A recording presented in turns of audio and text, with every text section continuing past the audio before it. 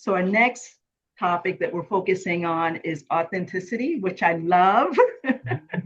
That's something that I think that I need to better define for myself. So I'm looking forward to this. So Dr. Kym, you're the expert in my opinion when it comes to talking about authenticity. By the way. So go ahead and get us started. Kind of like give us a little Yeah, bit of overview. I think that we talked about purpose first last month. And so I think that authenticity and purpose are very closely aligned because I'm not sure that you can fulfill your purpose without being authentic. We can sometimes say we are working towards purpose, but we find ourselves in a leadership role where we're acting a certain kind. We've created a persona that's not us, right? And so we've created this persona because we think that's how we're supposed to show up in this role, in this seat. You're not necessarily going to be aligned with your purpose. It's performative, right? And so I just think that first and foremost, we need to be really clear about what authenticity is so that we can ensure that there's alignment with our purpose, because those two things go hand in hand. So I think authenticity is really the compass, if you will, that keeps our purpose on track because our authenticity is fueled by our values, our talents, what motivates us. And so that's really what self awareness is all about. You can't be authentic without being self aware. And it's one of the things that I love about, if I think about, I told you, I believe last month, I told you, I believe that my purpose is to help others maximize their potential. And so I've linked my values to that. And my kind of mission statement is I help leaders take bold action to authentically achieve more visibility, connection, influence, and success on their terms, right? And so to be bold is a value of mine. To be authentic is a value of mine. And I think part of being purposeful and living our purpose is to ensure that our values are infused in that purpose, that there is alignment with that. So if you tell me your purpose is to listen, right, and help people think through things, but your value is about just getting it done. Leaders who want to just get it done aren't typically listening. They don't have the patience for it, right? Because why are we talking about this? Let's just get it done, right? And so we have to be clear on what drives us and how it informs our values. And I remember I was in a role and I was leading a training function, and my leader asked me to hire someone from another department. Well, this person really had a reputation for not getting things done. And I knew what my leader wanted me to accomplish in the next 12 months. And so I said to him, I can't hire him because here are all the things you've asked me to do. This gentleman does not follow through. He does not perform well. So he's not going to be able to help me get and the rest of the team get this stuff done. Well, that was an ongoing conversation for a week. My leader kept telling me to sleep on it. He was like, you'll change your mind, just sleep on it. And he was so dead set on me hiring this person. And I was so dead set on not hiring this person. And at that point, I was willing to lose my job. I was like, well, if he's going to fire me over it, I guess I'll just have to get another job because I'm not going to hire this dude and then pull him along. And that's when I realized that a value of mine was courage, right? Because I'm like, Kym, like, really, it's not that serious. Just hire him. No, I'm not going to hire him, right? And I think that when we are grounded in our values and what we believe in, that gains us respect. Now, and it fuels authenticity. Now, I always ask leaders to make the distinction between being value-based and being stubborn, right? Because some people could look at that situation and say, well, you were just being stubborn. No, I wasn't being stubborn. One of my values is excellence. Mm-hmm. I was not going to be able to achieve excellence with this dude. And my leader knew that. But this was a friend of his. He liked him. He had burnt out in this other role because he wasn't working. And so now he's moving him somewhere else. Well, no, he's not my problem. He's your problem. He's your problem if you've decided to make it your job to find him another job, right? Mm-hmm. And so I think authenticity is really about one, being who we are, which is why I do what I do, because my personality did not fit in corporate environments. I was always trying to figure out as I walked in and out on my way to work, who do I need to be today? My foot that wasn't on the gas pedal was like so pressed hard against the floor of the car. It's like I would get a cramp in my leg because the tension of me trying to figure out how do I need to show up today, right? And so I decided to lean in the direction of my purpose, right? In a way that allowed me to show up authentically, bold, courageous. I can challenge people on what they're doing and what they're not doing, because that's what they pay me to do. And at the end of the day, they win, right? So I think that's just an example of what it means to be aligned, how it means to align authenticity and purpose. So I would ask you, Theo, like, how would you describe your most authentic self, right? And how does that align for you in terms of what you do? I struggle with this because there are two Theos. They're both authentic, but there's the professional Theo, and then there is the fun, and the professional Theo is fun too, but with some guardrails. Yeah. I get that. The friend Theo will talk and laugh and sometimes overshare to the max, and then later be like, oh, I don't think I should have shared that. They're going to see me differently. And sometimes they don't. Sometimes they're like, thank God you're human. Right, right. And the professional Theo, while I'm very authentic, I do put guardrails around what I share, because in executive coaching, there is a fine line and there's a balance.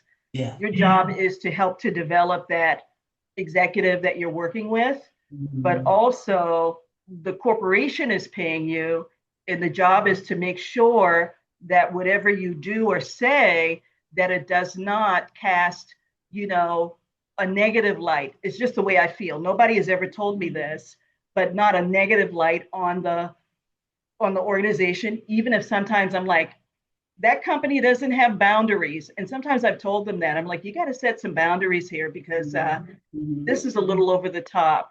But the professional Theo is a little more composed. So, I ask you because I love your whole thought process around authenticity. I try to balance the both of those Theos.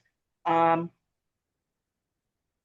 don't have a problem balancing it, but sometimes I do wonder, does that interfere with really being authentic, or am I identifying or defining authentic incorrectly?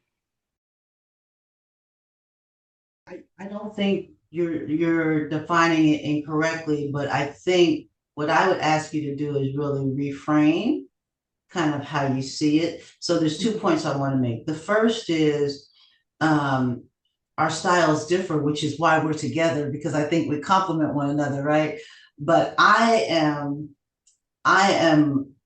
unabashedly not afraid to say, yeah, no, that's not what the organization should be doing.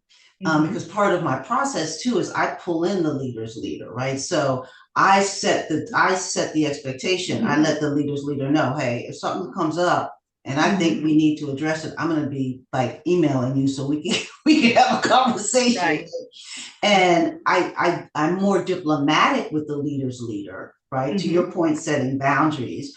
I'm more Mm-hmm. diplomatic with the leader's leader around the truth that I tell, right? And how that person needs to be doing something different. And I think the way that I do it allows them to be open to it, right? Mm-hmm. So in a lot of ways, I'm coaching not just my client, but my client's leader as Exactly. well, right? Because I think that's where you're going to get the most impact.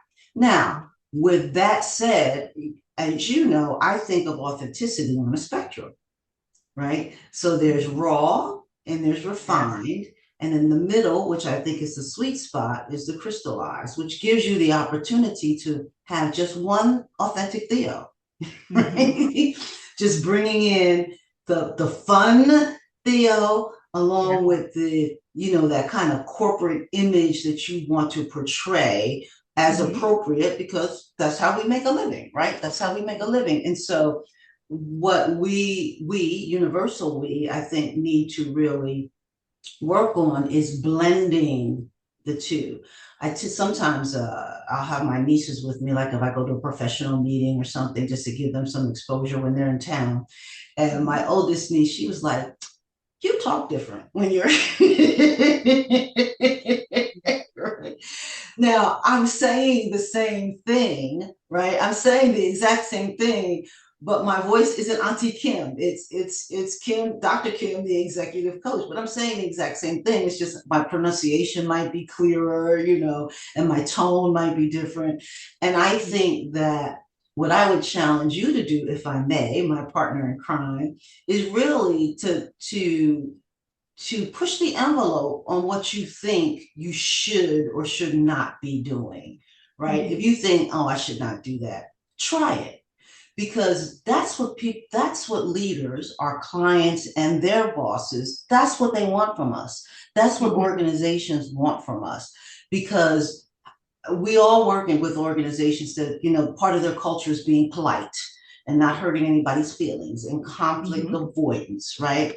And I believe that the courage to be authentic is really what Mm-hmm. amplifies purpose, Mm-hmm. right? We've got to be courageous enough to say, I don't know what this person is expecting, even if we know what this person is expecting, but this is who I Mm-hmm. am.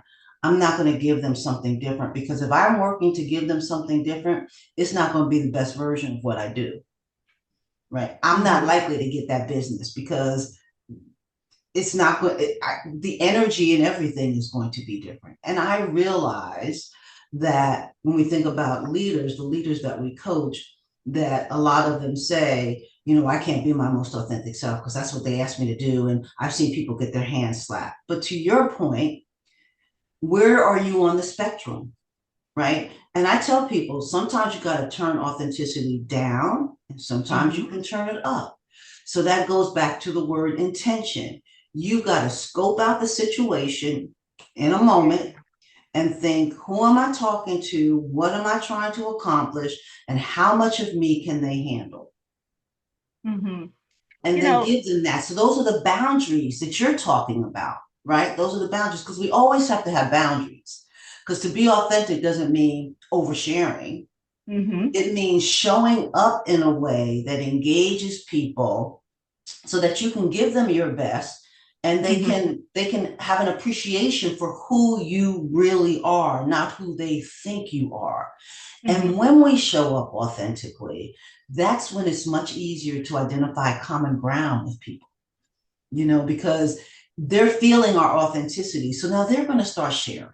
So that's Mm-hmm. how we connect with our teams. That's how we connect with key stakeholders. That's how we connect with our leader, right? And even in personal relationships, the more authentic you are with Mm-hmm. individuals, the better the relationship is going to be. And that doesn't mean you have to be friends with someone. It just simply means that you should be yourself. Have the courage to show up authentically, have the courage to be yourself, because that's going back to what we talked about last month.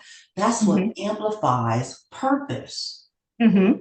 That's what amplifies purpose. So if I wasn't showing up the best version of myself authentically, I wouldn't be able to effectively help people maximize their potential. I wouldn't be able to do it. And I know that my style, from a lot of perspectives, is unconventional in terms of how I coach, but that's what works for me. And the people who need that and who like that are the people who hired me. Right. Yeah. So, Yeah. did I You know answer what your I, what I'd like to add to that is authenticity. When I think about that, when you are authentic, people they build a strong level of trust, with Absolutely. you. I think about how often the things that people share with me when we talk about, leadership challenges and struggles that they're having, or maybe it's a good week, no struggles, no challenges. Let's just talk about, how I could be a better leader. But so often, challenges and how they um, internalize them or determine how to overcome them, a lot of times is rooted and grounded in foundational things that happen earlier in life. Yeah. Like Theo, you don't realize that when I was young, I was the oldest, so I was responsible for everybody. Or, that my mother was an alcoholic, so this, or it's just really amazing Yes. how often, if you are authentic and people feel that they can trust you, Right. and that information won't go any further. That doesn't go to Right. anybody that's just Yeah. here with us. But I just want you to understand that I that's why when my boss said something this to me, that's why I reacted that way, even though you might think that that was nothing. That's why I reacted that way. But that when you are authentic, people really feel that you are listening with a genuine heart, that you are empathically listening, which takes it a step further, that even if that never happened to you, you can put yourself in the person's shoes. And one of the things about coaching, I'm 62, I'll be 63 years old in just a few weeks. Christmas baby, day after Christmas. Okay. But when you've worked 4 decades, and I'm proud of that. It's nothing like sometimes women are like, oh, I don't want you to know my age. That's ridiculous.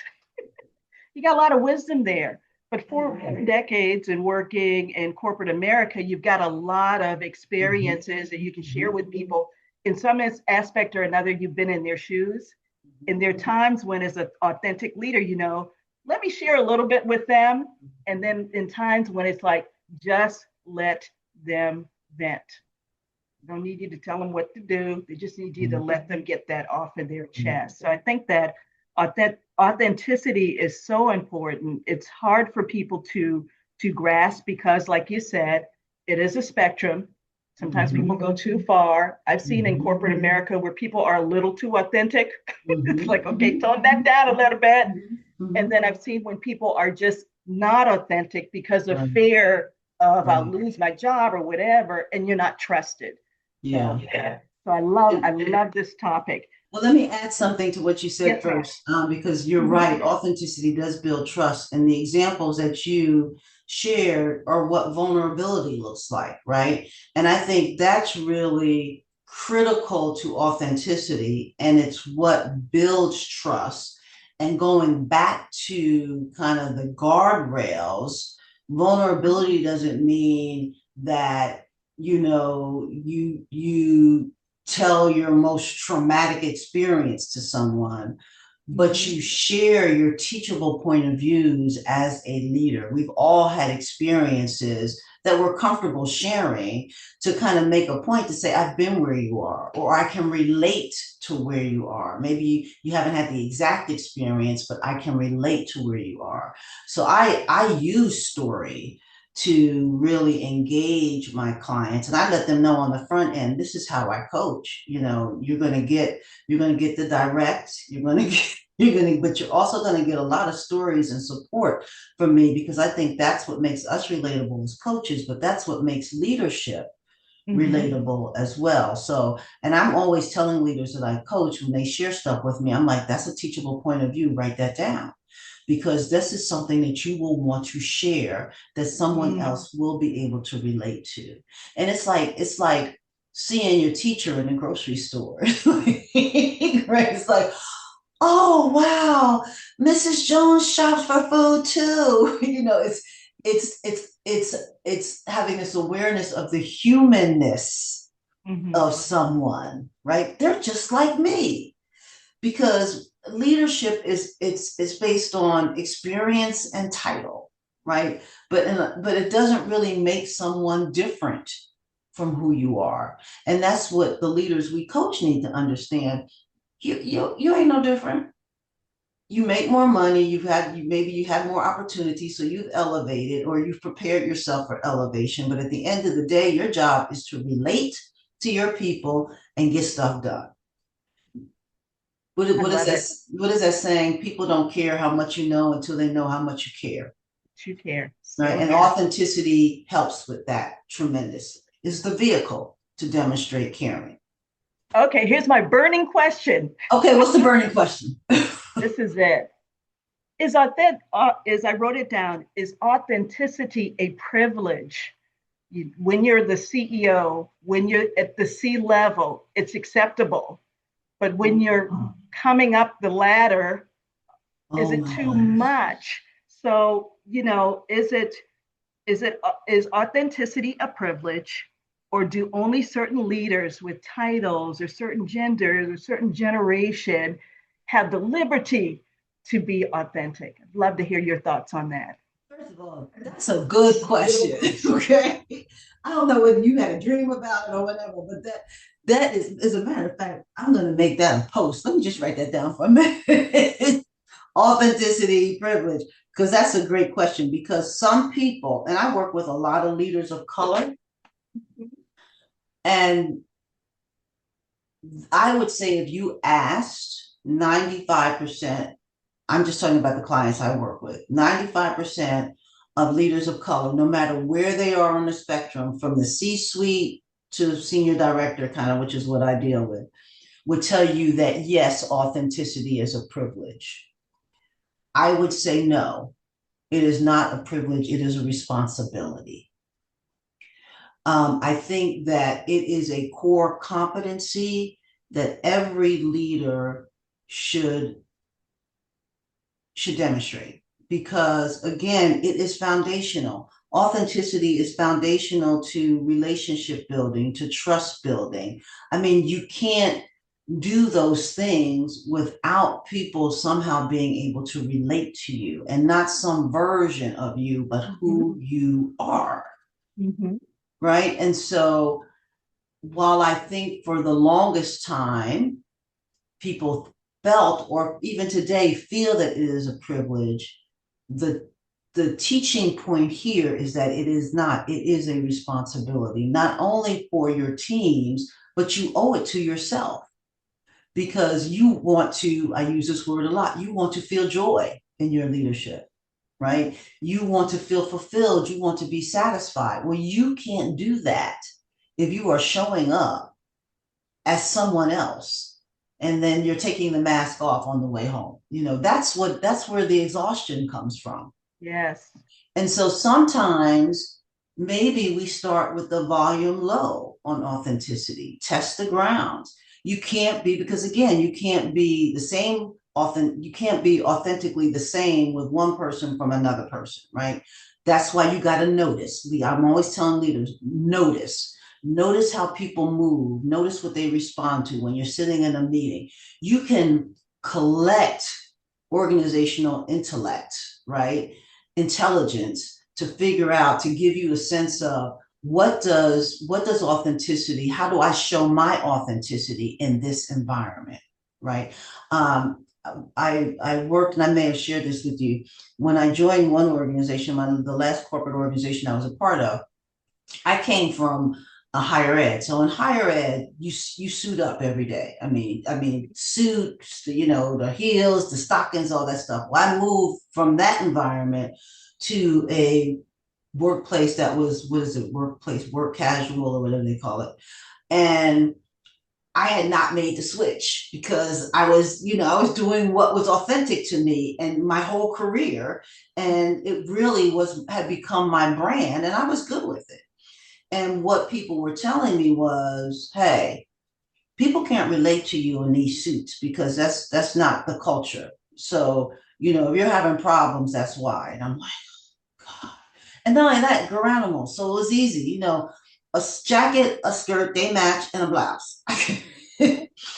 And so I had to figure out, okay, I know where my comfort zone is. I know what is authentic to me. How do I figure this thing out?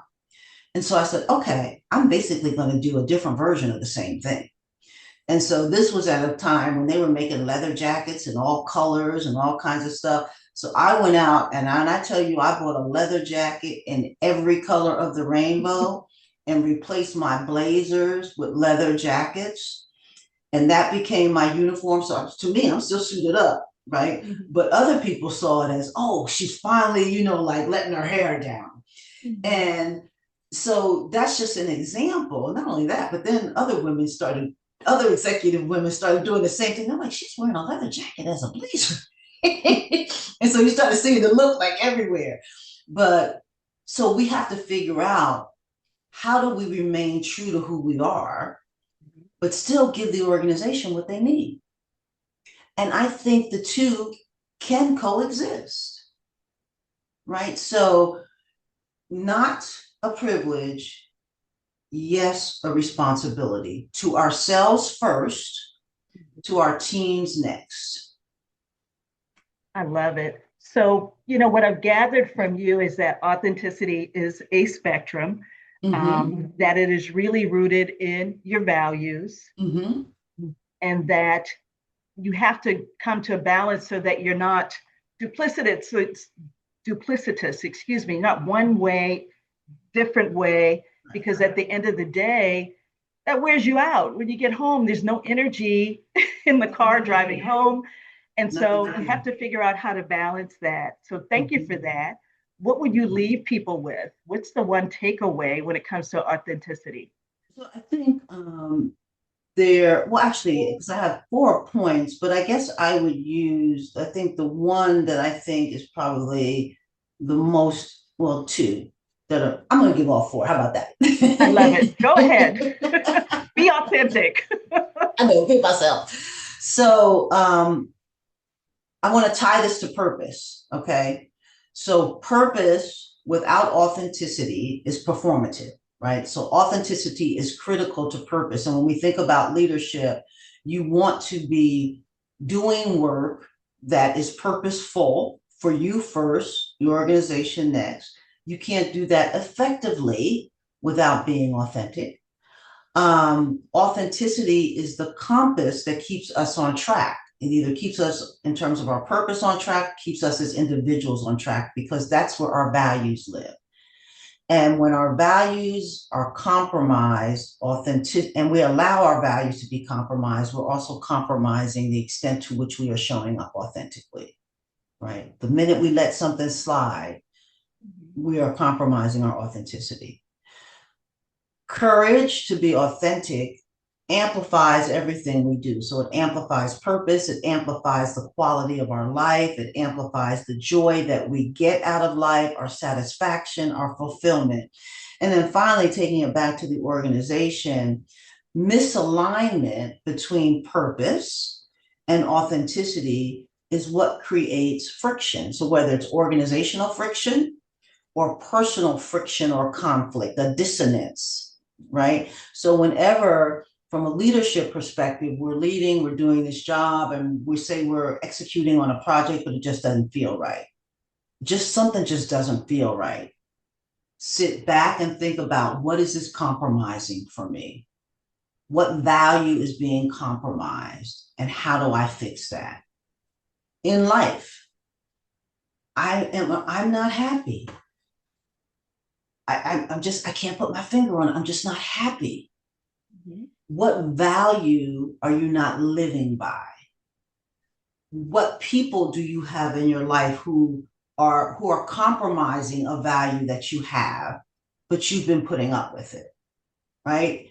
So, I mean, authenticity is rooted in our values. When we're aligned with our values, that allows us to be authentic as individuals and as leaders, and on course and aligned with our purpose to bring those two topics together. I love it. Beautiful. Thank you so much for that. That's just wonderful. Love it.